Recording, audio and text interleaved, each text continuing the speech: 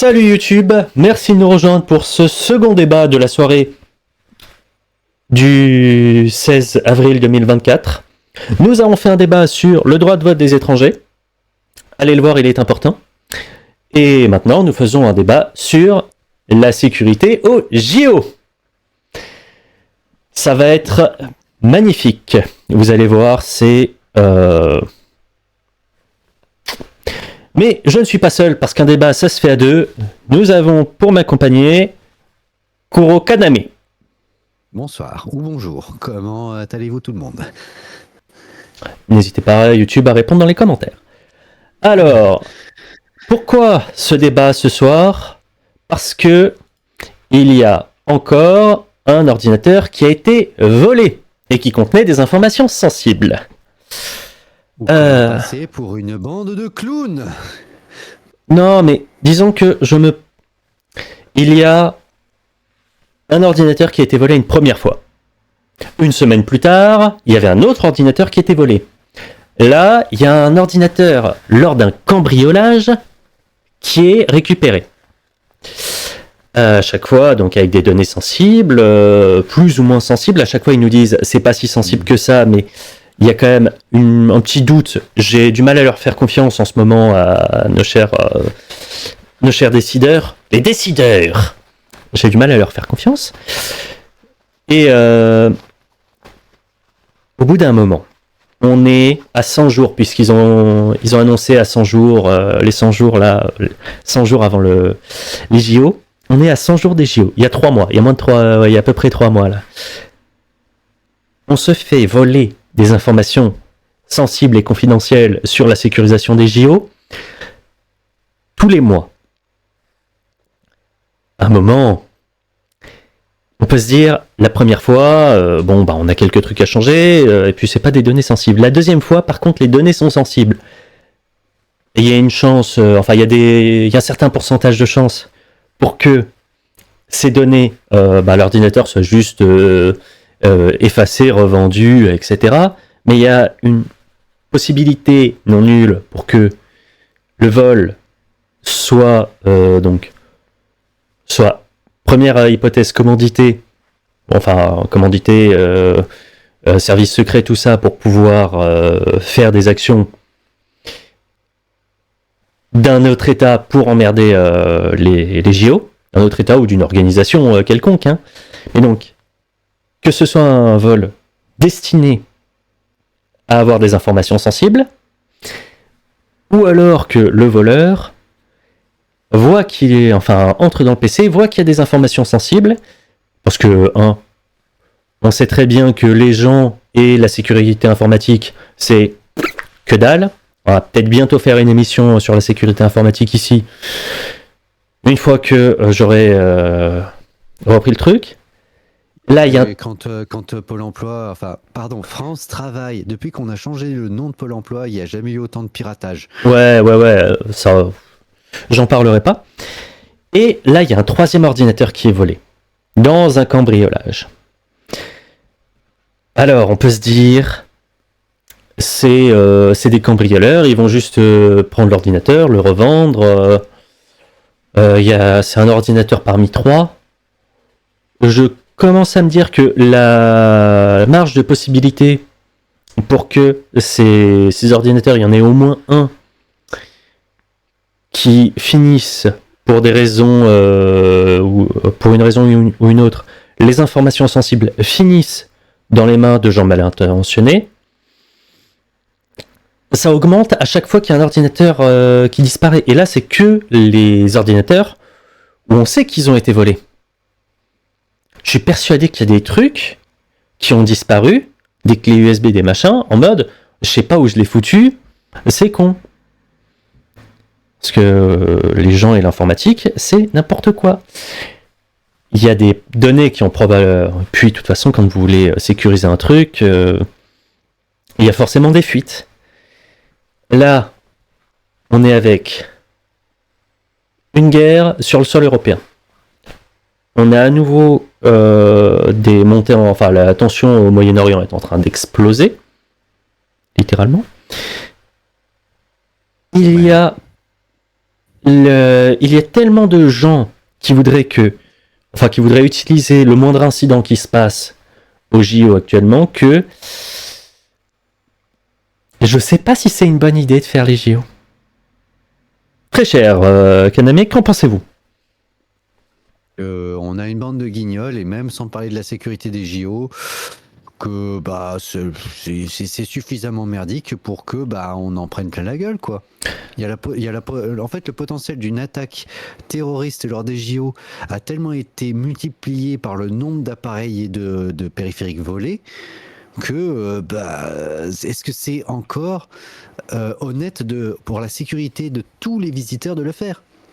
C'est ça le problème, c'est qu'en fait, c'est pas uniquement avec ces vols, c'est pas uniquement notre crédibilité sur la sécurité des données qui est mis en cause.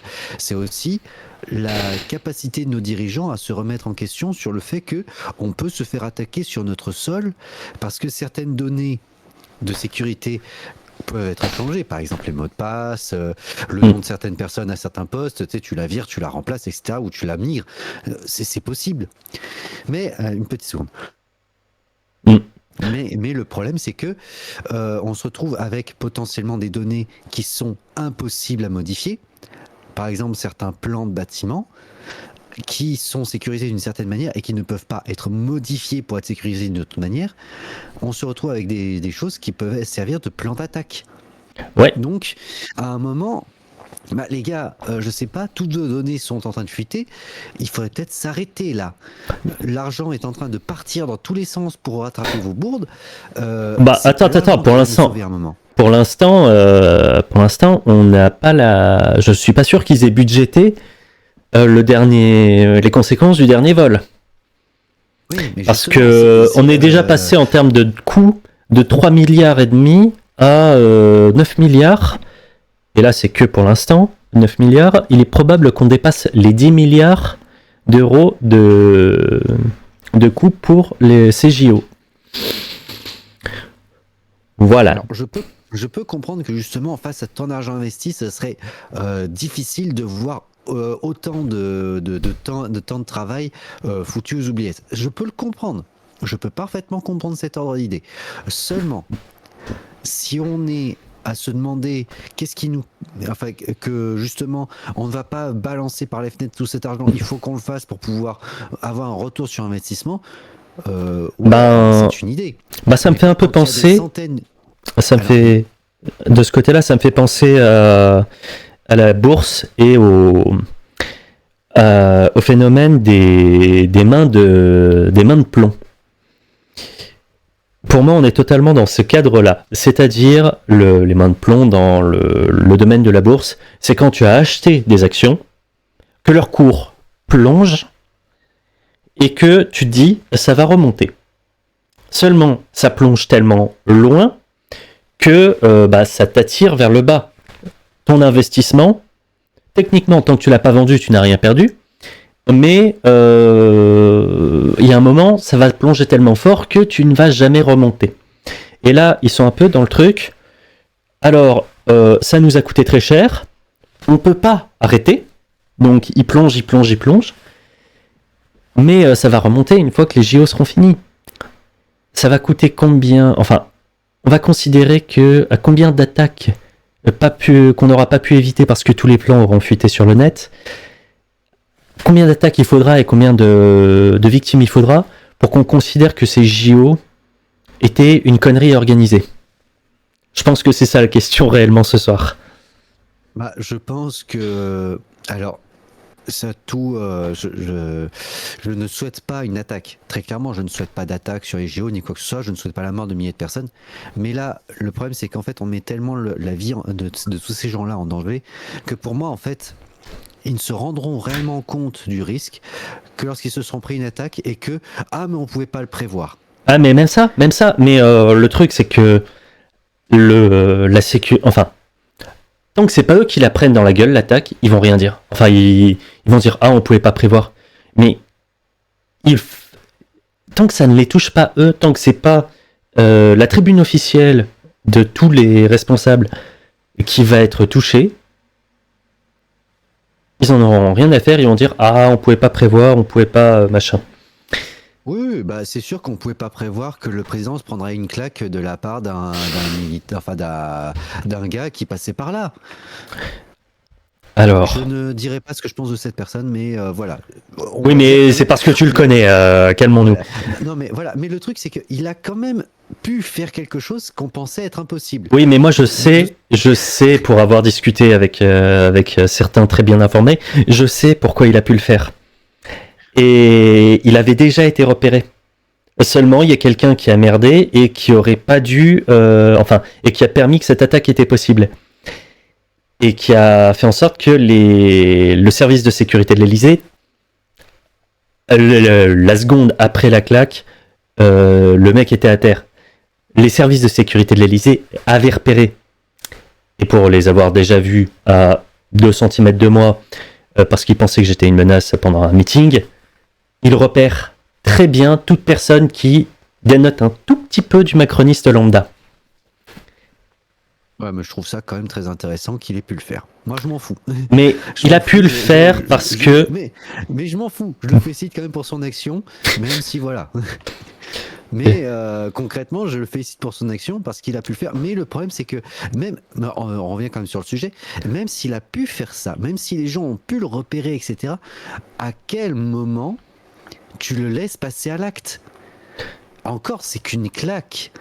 Mm. Mais c'est à quel moment tu te dis, ok, je vais peut-être aller l'arrêter. Parce que très clairement, s'il a pu le faire sans se faire inquiéter, c'est que... Bah, il a été inquiété. Mais en fait, ça s'est joué à une seconde, la possibilité qu'il l'avait. Ça s'est joué à une seconde. La seconde d'après, il était à terre. Les mecs étaient autour de lui. Théoriquement, si ils n'avaient pas eu l'ordre de se barrer en mode non, mais le président s'en va et que... en fait, le président s'en allait pas et se ramenait un tout petit peu trop vite près de la barrière pour aller serrer des mains. Théoriquement, il aurait été écarté. Et si Macron s'était ramené en marchant plutôt qu'en courant, l'équipe de sécurité aurait pu se remettre en place et écarter Damien directement. Mais là, c'est une accumulation de facteurs à la con. Par contre, sur les attentats qu'il peuvent y avoir, effectivement, nous avons un petit con qui a pu mettre une claque au président. Petit con, c'est presque affectueux à ce niveau-là, puisque faut quand même reconnaître le courage qu'il faut pour faire ça. Mais donc, ouais, parce que même si nous on a une certaine rancune envers lui, qu'on ne porte pas sa sur Damien, hein, mais non, on parle pas de Damien là pour le coup. Pour Macron. Oh. On parle de Macron hein, pour le coup. Hein.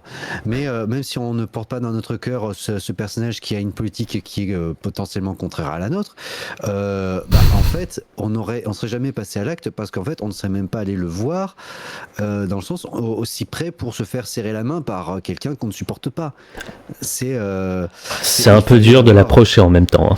Moi, j'ai essayé d'approcher pour essayer de discuter ou pas, puisque j'étais un peu claqué. Mais c'était pas possible de l'approcher dans le cadre. C'était difficile d'approcher, quoi. En même temps, tu es allé le voir en plein meeting. Oui, mais après, d'habitude, tu peux avoir des mains qui sont serrées, etc. Là, il était en mode non, je suis venu parler et puis je me casse. Mais le respect. c'est un peu compliqué d'approcher un président. Mais c'est juste un gamin qui lui a mis une claque. Il n'avait pas prévu plus, il a agi quasiment de manière instinctive d'ailleurs. C'est réflexe. C'est ah bonjour, merde, Macron, pas. Voilà. Je comprends le côté instinctif. Moi j'aurais plaidé l'instinct. J'aurais fait. Je l'ai vu. J'ai pensé à tous les éborgnés des gilets jaunes, à machin, un truc, à ce que vous voulez. J'ai pas pu me contrôler. Je suis désolé, monsieur le juge. Ça a été réflexe. Je plaide la légitime défense. Il était là devant moi.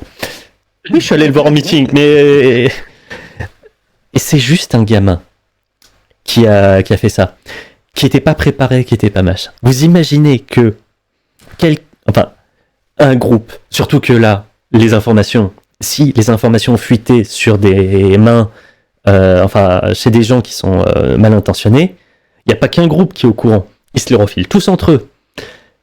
vous imaginez l'entièreté, possiblement l'entièreté, mettons qu'il n'y ait juste que 10 groupes mal intentionnés qui ont envie d'agir. Il y en a largement plus que ça, on est d'accord.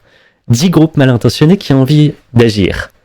On va mettre donc Daesh, on va mettre des services secrets de pays avec qui on est potentiellement en train de se prendre le chou.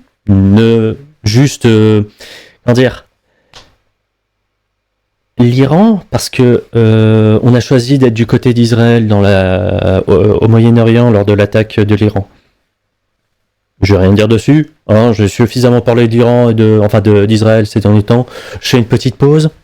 Mais le fait qu'on ait pris la défense d'Israël, enfin le camp d'Israël, bah l'Iran, ils ont peut-être envie d'intervenir et de foutre le dawa et de dire ensuite que c'est quelqu'un d'autre qui a fait le coup, comme ils sont plus ou moins habitués à faire sur plein de points. Les techniques russes et techniques américaines, tout va bien. Mettons que les Américains aient envie de foutre un peu le dawa parce qu'ils ont toujours des intérêts un peu divergents. Et ensuite d'accuser les Russes ou autres. Voilà, il peut y avoir quantité de groupes plus ou moins bien organisés, plus ou moins compétents, qui tombent sur ces plans et qui décident de venir foutre la merde.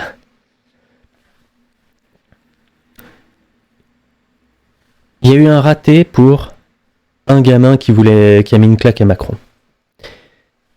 Là, ils sont en train de... Il y a littéralement les plans de sécurité qui sont entre les mains de gens qui ont des envies de faire des morts sur notre territoire. Est-ce que... Parce que la sécurité est qu'autour de Macron, donc ils surveillent pas le reste. Si, ils surveillent le reste quand même, parce qu'ils sont pas cyniques à ce point-là. Mais la probabilité d'attaque réussie est tellement élevée que... Ou alors la sécurisation, enfin... Même la sécurisation...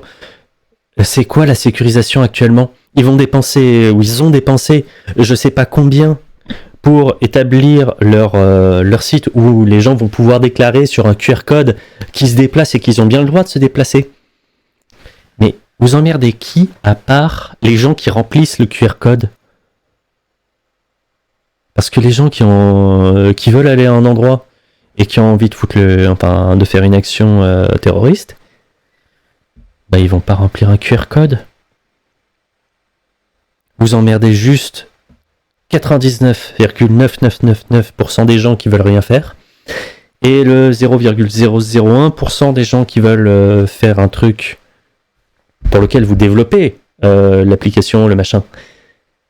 Bah ils vont trouver un moyen de le contourner. Parce que c'est la France, c'est l'administration et que bah c'est un peu les enfers kafkaïens quoi. Et ceux qui vont être emmerdés, c'est pas ceux que vous voulez arrêter. Voilà. Mais ces JO vont être... Enfin, c'est quoi l'intérêt de les faire encore ? Montrer la grandeur de la France. Ouais. Pardon. C'est ma petite voix trollesque qui essaie de sortir une connerie. Oui, non, mais la grandeur de la France, on va... Ouais, c'est bien, c'est nickel, hein, avec... Bon, on va espérer qu'il y en ait un qui est... Enfin, on n'a pas le droit d'espérer, mais si notre très cher président se prend une crampe en allant nager dans la Seine, peut-être qu'on évitera quelques attaques terroristes. Mais je l'espère pas, hein, je l'espère pas. Ouais, ni d'un côté ni de l'autre. Dans la Seine, il s'est mis à la boxe. Bah, vu ce qui peut se balader dans la Seine, je pense que la boxe est une bonne idée. Non mais il s'est mis à la boxe, il s'est mis au sport, il va... En fait, il s'achète une crédibilité. Il y arrive pas, hein, c'est trop cher. Hey, mais ça fait 10 ans qu'il essaie de s'en acheter une. Ça fait 10 ans qu'on le connaît, que... Ouais, 2014, quand il était... 2014, oui, il commençait à être porte-parole, ministre, mais Ministre de l'économie Ouais, et des mais finances. il essayait déjà de ça. Bien foutu dans la. Ouais. Et puis on se souviendra, pour ceux qui veulent, on rappelle pour ceux qui veulent aller voter PS aux européennes, euh, allez voir dans le PS, etc. C'est eux qui ont mis Macron en selle et qui ont, comment dire, ils ont voté absolument toutes ces lois. Faut retourner voir les lois quand même qu'il a fait voter à l'époque et qu'il a soutenu dans le PS. Et puis il faut pas demander à Raphaël Glucksmann ce qu'il faisait en Géorgie entre 2007 et 2012, je crois, un truc comme ça.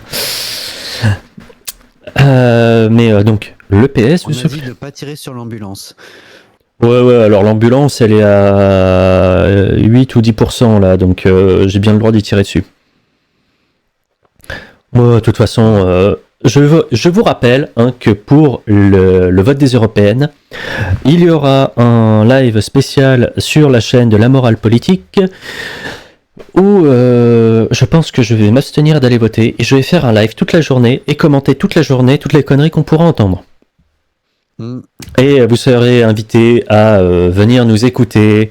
On sera probablement plusieurs en présence. Je serai devant la caméra et puis on me balancera les infos au compte-gouttes. Mais je pense que je ne vais pas aller voter. Mais donc, voilà, ce sera une émission spéciale. Et puis, on fera peut-être aussi pas mal d'émissions pendant l'été à propos des Jeux Olympiques. Parce que comment vous expliquer que ce sera une grande blague en perspective. Et j'espère que... et honnêtement, j'espère que ce sera qu'une blague et que là, on est juste en train de faire un débat pour... c'est une connerie de les faire, mais que ça va bien se passer. Parce que j'aime pas voir des attentats sur mon sol. Je suis pas fan des effusions de sang. Donc, honnêtement, j'espère m'en faire pour rien. Mais il y a quand même énormément d'indices qui laissent à penser que ça va être une catastrophe, que c'est annoncé que ça va être une catastrophe. Et que même s'il n'y a pas d'attentat, de toute manière, les JO seront une blague.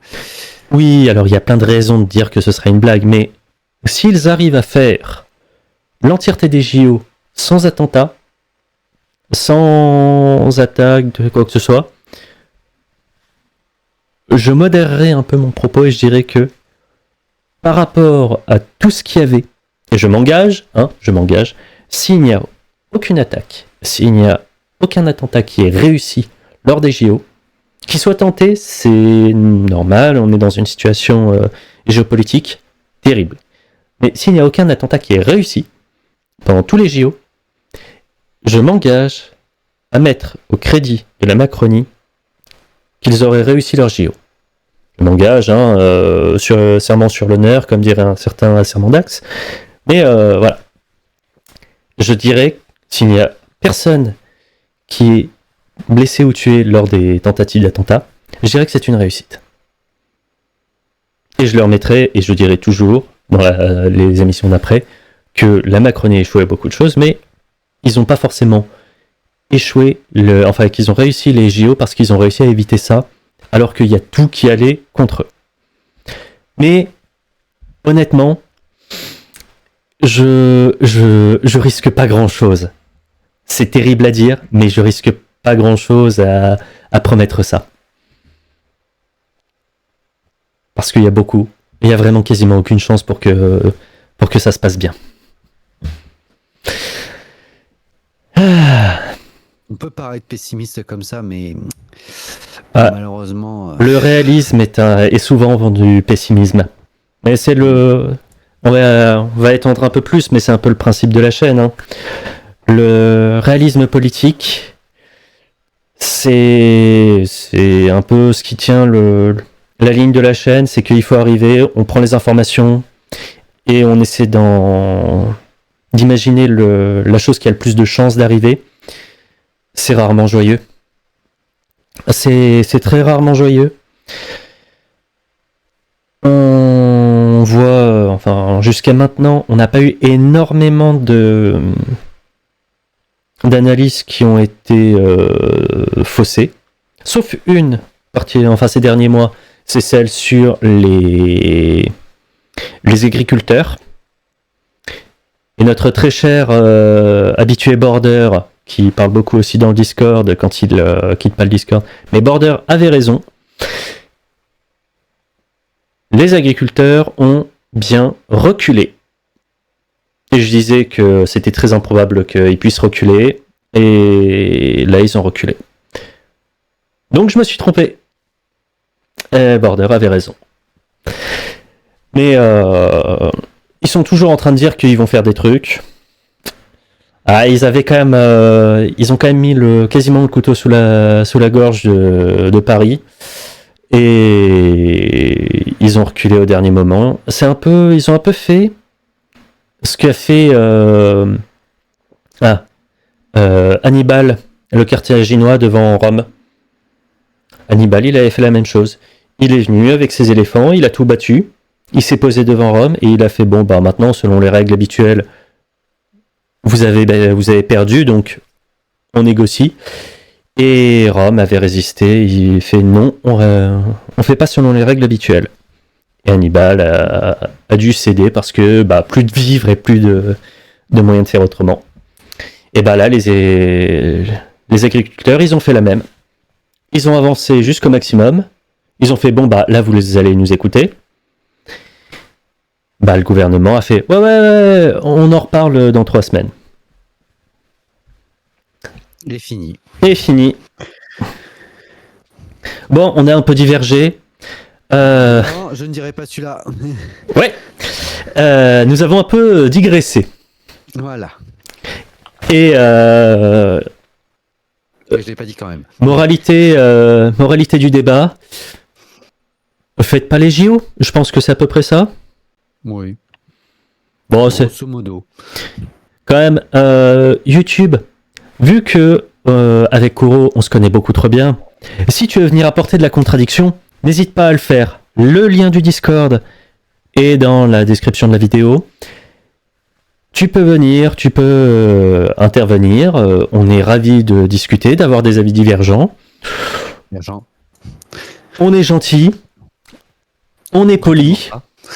Voilà, on est gentil, on est poli. On a des arguments sourcés où on essaye. On a les avis les plus solides qu'on peut. Et puis, viens discuter avec nous. On sera ravis de t'accueillir. Et puis, on fait passer plein d'infos entre nous, des trucs incroyables à voir, des bonnes barres de rire, et puis des arrachages de cheveux. C'est pour ça que je commence à être de plus en plus chauve. Allez. Non. Allez, YouTube, ça a été un plaisir. N'hésite pas à partager la vidéo si elle t'a plu, à venir dans les commentaires dire ce qui t'a plu ou pas. Et je te dis à une prochaine pour un nouveau débat ou une nouvelle émission des rendez-vous factieux. Bonsoir YouTube.